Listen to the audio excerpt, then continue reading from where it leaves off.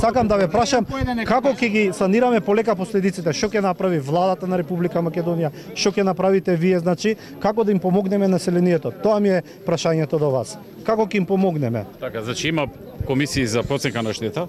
Да. Владата после ќе расправа по тие прашања, во смисла што ќе може да помогне за таа штета.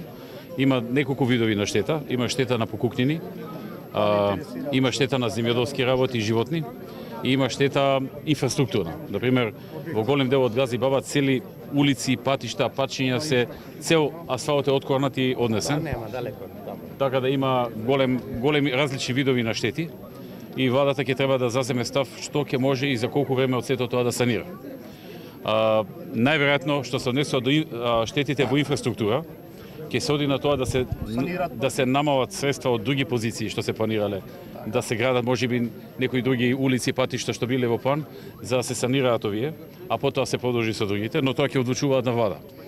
Тоа е дел од разговорите што денес ги слушав дека планираат некоја реалокација на средства, зашто ќе биде потребна и некоја измена на закон за да може поитно да интервенираат, бидејќи има места кај што не може од куќата да отидат да излезат од селото. Како што беше едно село денес што го посетив, да. Струјата, водата. Тоа е за тој дел. За делот на кај што се угинети животни и земјоделие и покукнина, ќе расправа владата и ќе одлучува што ќе може во тој дел да помогне. Ке има помош, колкава и како ќе одлучува владата.